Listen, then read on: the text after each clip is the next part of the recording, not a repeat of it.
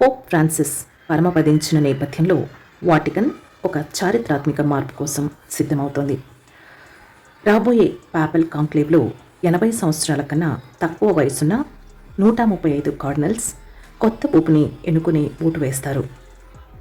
వీరిలో 4 భారతీయ కార్డినల్స్ ఉండటం భారతదేశం గ్లోబల్ క్యాథలిక్ చర్చ్లో పెరుగుతున్న ప్రాధాన్యతని ప్రతిబింబిస్తోంది.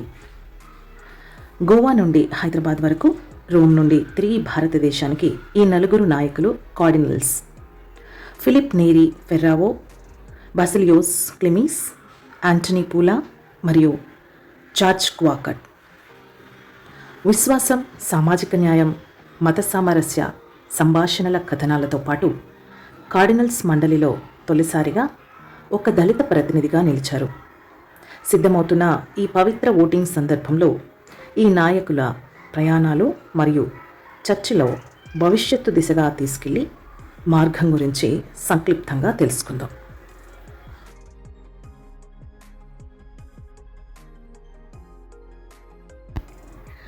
కార్డినల్ ఫిలిప్ నేరి ఫెర్రావో గోవా ఆర్చ్ బిషప్గా సేవలందిస్తూ స్థానిక సంస్కృతిని కాపాడుతూ సామాజిక సౌభ్రాతృత్వాన్ని ప్రోత్సహించడంలో కీలక పాత్ర పోషించారు. ఆయన మౌలిక విద్యపై పెట్టిన శ్రద్ధ మరియు శాంతి కోసం చేసిన కృషి వల్ల ఆయన విశ్వసనీయత గల నాయకుడిగా గుర్తింపు పొందారు.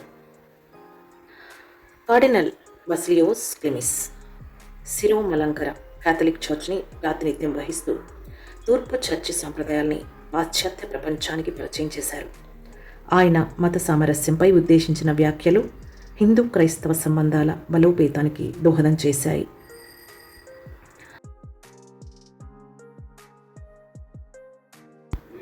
కార్డినల్ యాంటనీ పూలా తెలంగాణలోని హైదరాబాద్ ఆర్చ్ డయాసిస్కి తొలి దళిత ఆర్చ్ బిషప్గా, తర్వాత కార్డినల్గా మారడం ఒక చారిత్రాత్మక ఘట్టం.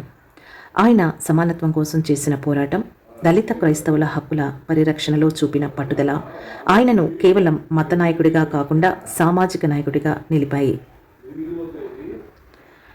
కార్డినల్ జార్జ్ క్వాకట్ వాటికన్లో అనేక పదవుల్లో సేవలందించిన అనుభవంతో చర్చిలో పరిపాలనా వ్యవస్థకి శక్తినిస్తూ అంతర్జాతీయంగా భారతదేశ ప్రతిష్టను పెంచారు. ఆయన గ్లోబల్ క్యాథలిక్ నెట్వర్క్లో కీలక పాత్ర పోషించగా పశ్చిమ మరియు తూర్పు చర్చిల మధ్య వారధిగా నిలిచారు. ఈ 4 కార్డినల్స్ విభిన్న నేపథ్యాల నుంచి వచ్చిన వారందరికీ ఒకే లక్ష్యం: విశ్వ సంఘాన్ని ఏకమవుతూనే ముందుకు తీసుకెళ్లేలా చేయడం. రాబోయే పోప్ ఎన్నికల్లో వీరి గళం గణనీయమైన ప్రభావం చూపనుందని భావిస్తున్నారు.